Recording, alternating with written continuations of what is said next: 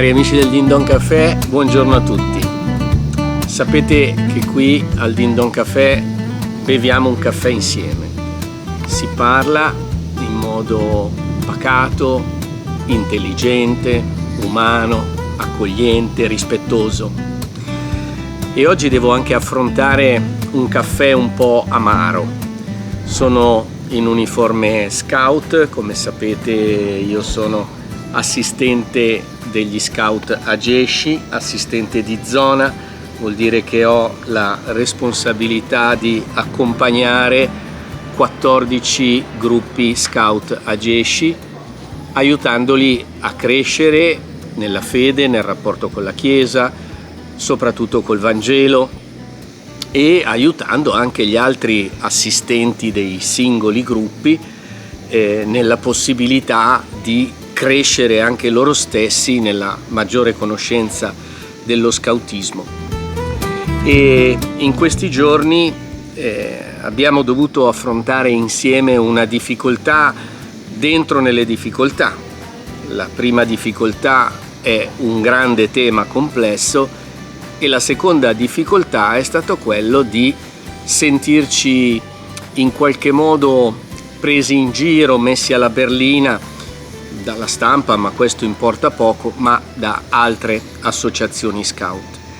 Parlo delle polemiche furiose che hanno investito la Ageshi dopo l'approvazione del documento su identità di genere e orientamento affettivo e accoglienza di ragazzi, ragazze, capi e capo che vivono questa esperienza. Abbiamo visto dei meme ironici, degli insulti social, abbiamo visto addirittura accuse di tradimento dottrinale.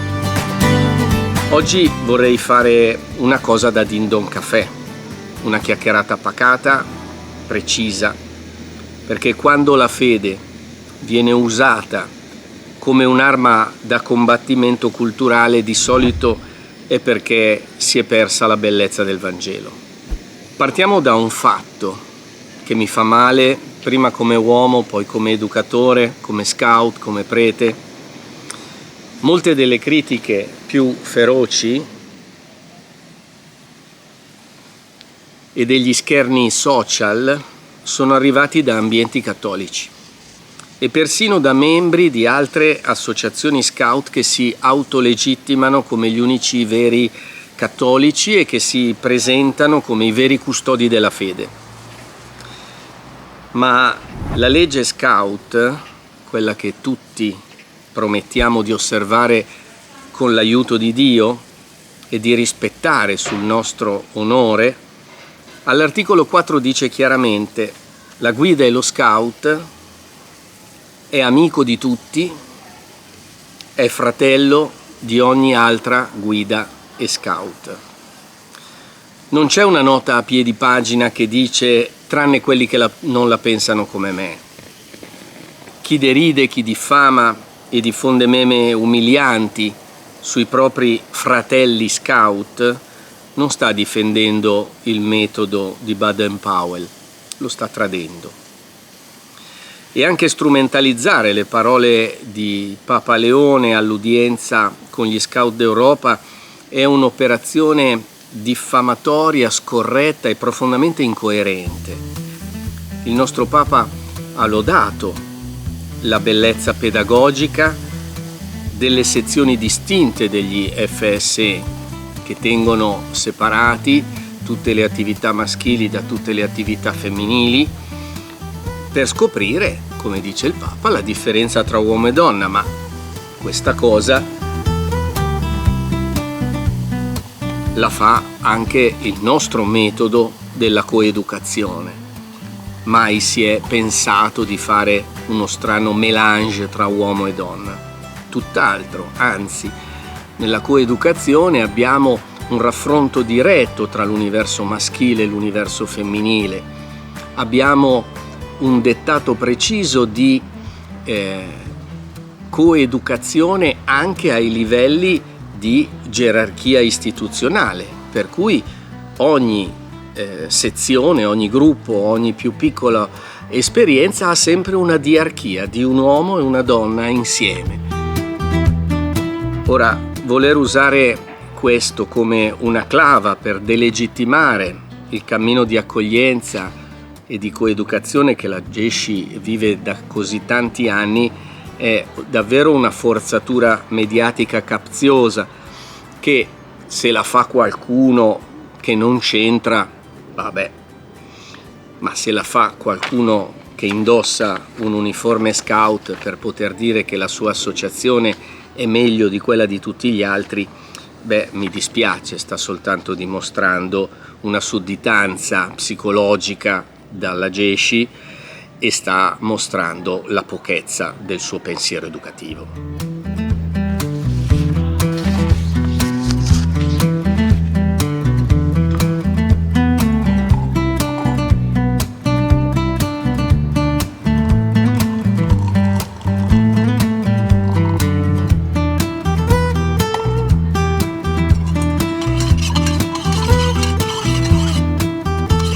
Secondo punto, la Gesci è nel cuore della Chiesa.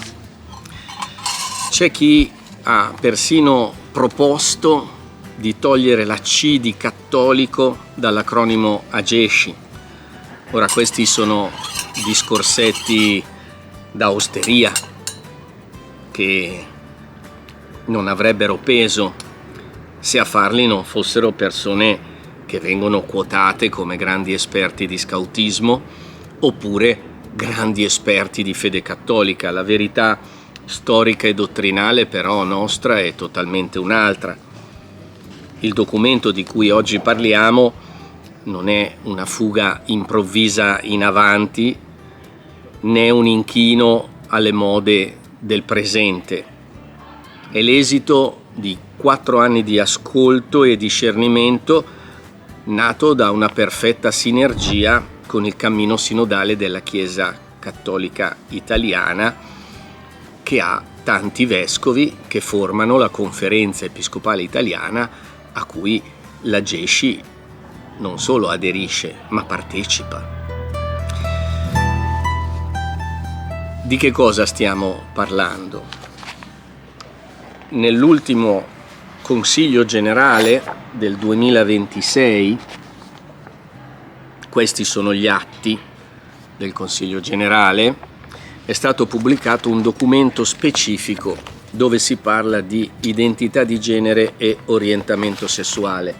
Io mi sono anche reso conto che coloro che sono andati a parlarne e a sparlarne non hanno neanche letto il documento, cioè nel senso vedono il post di un altro e reagiscono in modo sconsiderato su questo. Che cosa si dice?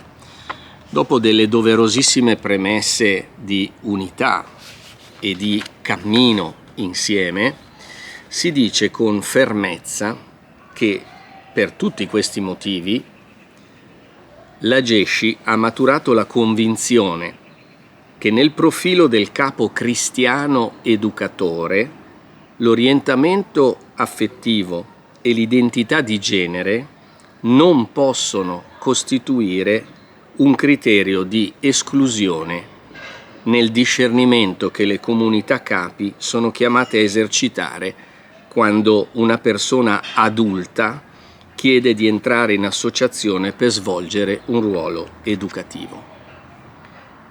Quindi non si sta parlando di una generica accoglienza di un ragazzo che non ha ancora messo in chiaro il suo orientamento educativo, ha dei dubbi, delle domande, delle perplessità, ha visto 1000 reel sui social, si è fatto 50 discorsi con i suoi amici, col prof di religione piuttosto che con la catechista o nel suo gruppo di amici della birreria sotto casa. Si sta parlando dell'orientamento sessuale di una persona che non può essere tema di esclusione dall'essere capo. Ora, questa affermazione è molto precisa, è un'affermazione profonda, non è buttata lì come in osteria.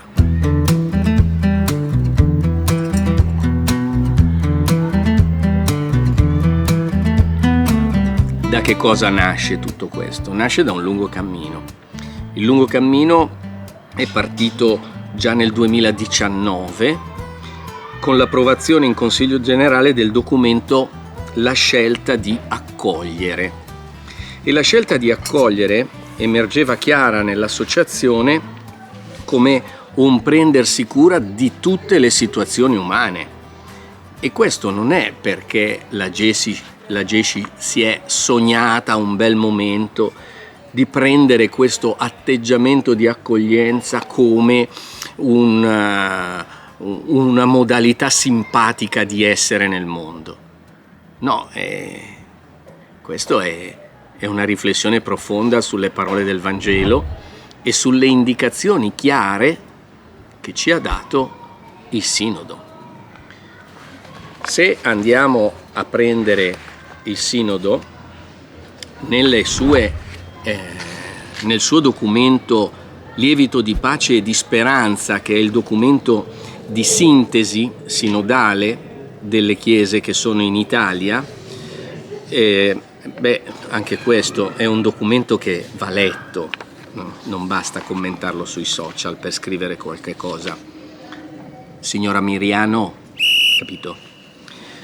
C'è scritto che le chiese locali, superando l'atteggiamento discriminatorio a volte diffuso negli ambienti ecclesiali e nella società, si impegnino a promuovere il riconoscimento e l'accompagnamento delle persone omoaffettive e transgender, così come dei loro genitori che già appartengono alla comunità cristiana. Questo l'hanno detto i vescovi, non l'ha detto un capo scout ubriaco.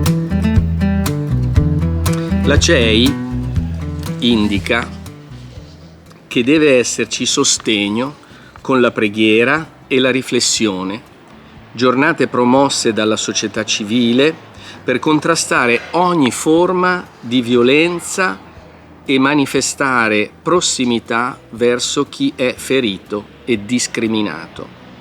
Giornate contro la violenza e discriminazione di genere, bullismo, femminicidio, omofobia e transfobia. Quindi questo atteggiamento di profonda attenzione alle persone non nasce appunto da una improvvisata simpatica idea. Nasce da una riflessione profonda che tutta la Chiesa italiana ha fatto su se stessa, anche dai nostri ambienti ecclesiali e anche dai nostri ambienti scout.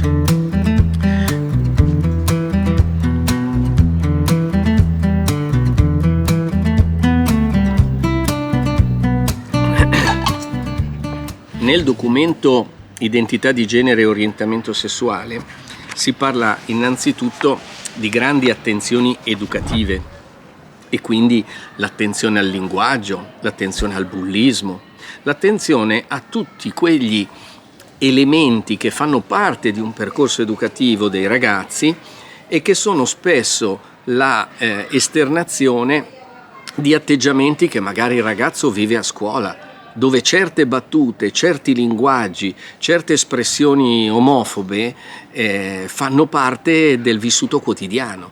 E quindi è chiaro che all'interno dello scautismo il ragazzo deve trovare un controaltare rispetto a tutto questo. Quando vediamo che ci sono parlamentari eletti che si permettono di dire determinate cose, i nostri ragazzi hanno diritto di fare delle esperienze serie di educazione, il che non vuol dire sposare una teoria o un'altra. Significa capire che le persone vanno accolte così come esse sono e a nessuno è fatto il diritto di umiliare nessun altro.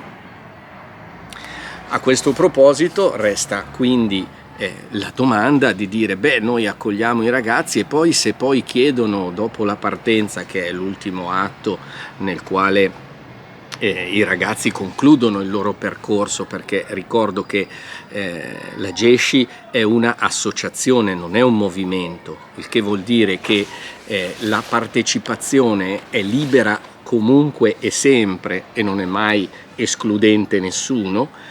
ed è un progetto educativo che parte per i più piccolissimi anche da prima della terza elementare e arriva fino ai 20, 21, 22 anni.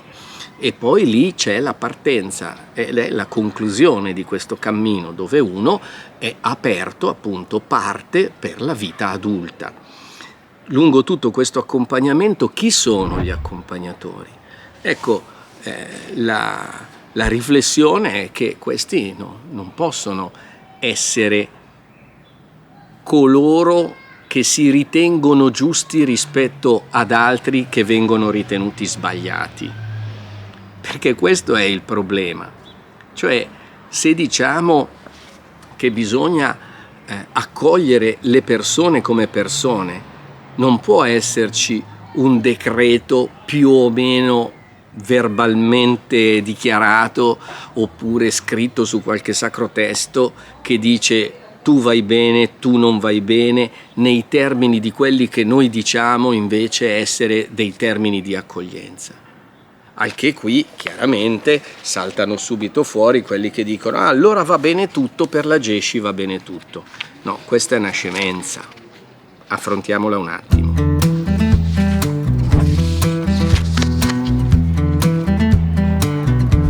In questo punto voglio mettermi in parallelo con un documento che ha creato grande scalpore e anche ultimamente anche l'arcivescovo di Milano ha dovuto intervenire perché, come al solito, c'è qualcuno che si crede più cattolico degli altri e vuole insegnare anche al vescovo a fare il vescovo, che è un documento. Io sono prete della diocesi di Milano, oltre a essere assistente degli scout, anzi prima di tutto sono prete della diocesi di Milano, e la Fondazione degli Oratori Milanesi poco tempo fa ha pubblicato un documento fondamentale intitolato Fede e accoglienza, l'oratorio come luogo di incontro interreligioso.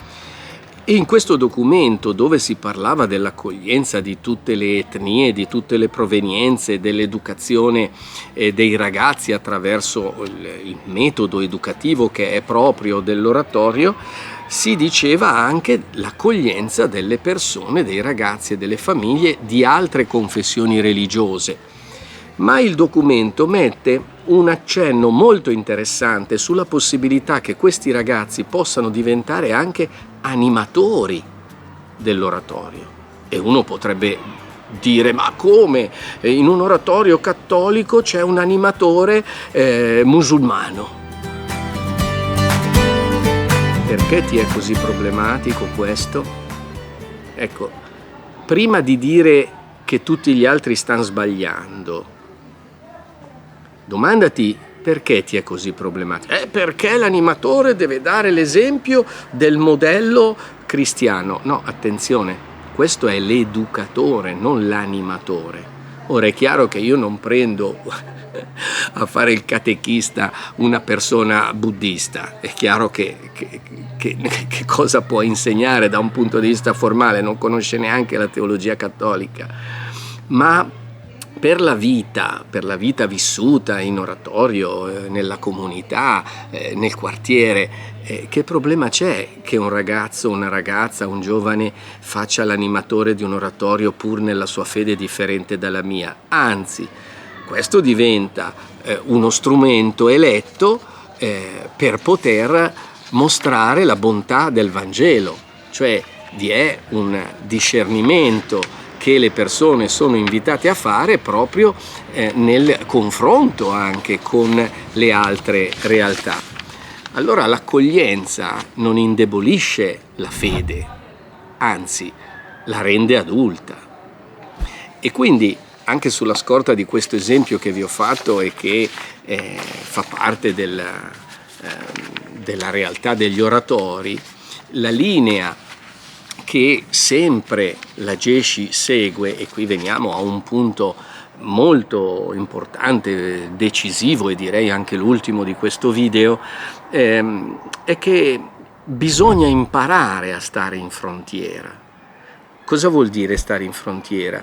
Vuol dire che se io decido che per questa cosa qui vanno bene solo questi e gli altri fuori, io sto costruendo un recinto che in realtà diventa per me un rifugio, ma è un rifugio che esclude la possibilità che io possa imparare qualche cosa.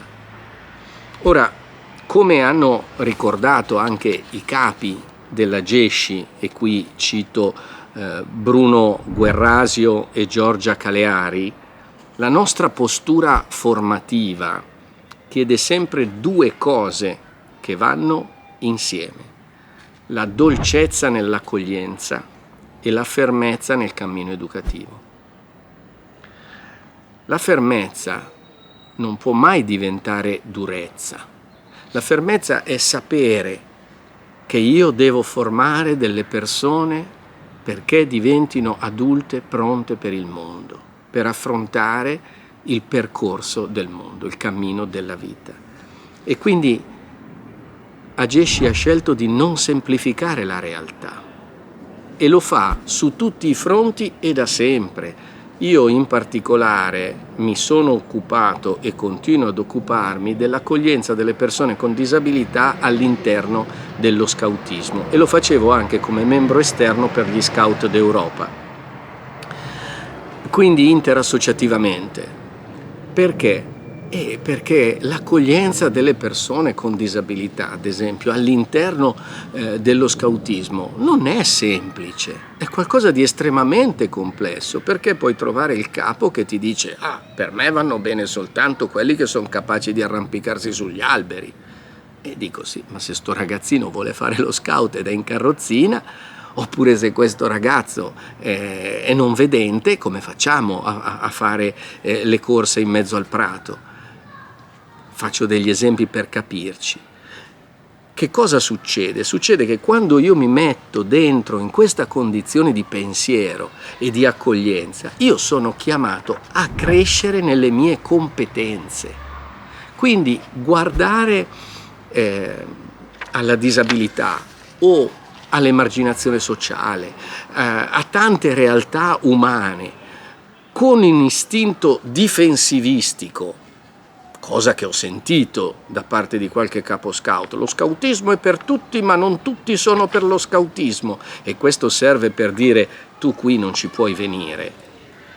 E stiamo tradendo questa possibilità di crescere nella nostra realtà umana. Mi ricordo proprio a un convegno con gli Scout d'Europa dove una giovane capo mi disse: sai, io mi sono resa conto che nel mio gruppo non ci sono ragazze con disabilità, ma ci sono tante ragazze con disabilità affettive. È molto interessante. Cioè tu hai aperto una finestra verso una realtà che è oggettivamente molto complessa e ti sei accorto della complessità che già vivevi all'interno del tuo gruppo su queste ragazze. Quindi è questo il grande guadagno. Ora Ageshi definisce la realtà come luogo di scoperta, luogo di progressiva competenza, per averne una vera responsabilità. Se io non ho niente da scoprire dall'altro e dalla sua realtà umana, è chiaro che io resterò chiuso come quello che chiudendosi in casa dice: fuori il sole non c'è e tutto quello che c'è fuori è pericoloso e brutto. Un educatore scout non viene scelto perché l'ha deciso la società se è giusto. Un educatore scout viene scelto se è un adulto, e dentro questa parola non c'è una categoria, c'è una storia. Che cosa significa diventare adulti e diventarlo sotto tutti i profili dell'umano, dal punto di vista sicuramente fisiologico, dal punto di vista psicologico, dal punto di vista relazionale, dal punto di vista sessuale e, perché no, anche dal punto di vista genitale. Che cosa significa diventare adulti?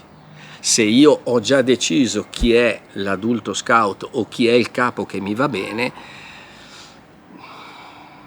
ma Ageshi ha deciso di mettersi in un cammino di scoperta, come ripeto, per aumentare la competenza dell'umano e per diventarne responsabile. Nessuno cede alla responsabilità dell'educare. Cari amici, la Chiesa non si difende alzando ponti, levatoi e cacciando via le persone. Si costruisce stando sulla frontiera, accogliendo le storie reali delle persone con lo sguardo di Gesù. Prima di augurarvi buona strada come si fa con gli scout, io penso che al Din Don Café abbiamo la possibilità di riflettere su questo. Mi sono messo in uniforme perché l'argomento ci tocca molto da vicino, però penso alle nostre chiese, penso anche ai nostri ambienti ecclesiali che spesso giudicano, puntano il dito, penso anche a tanti preti che spesso puntano il dito e giudicano e decidono chi è sotto e chi è fuori. Io sono più contento di sapere che ad esempio in Ageshi, tra i 182.000 iscritti di questa grandissima associazione, ci sono 5.000 preti che stanno in frontiera, che incontrano i ragazzi così come sono, che accompagnano i giovani così come sono, che accolgono il desiderio di diventare educatori, accompagnatori e capi a persone così come sono. E insieme, passo passo, si valuta, si scopre, si diventa competenti e si è responsabili. Buona strada a tutti. Al prossimo video, con o senza l'uniforme.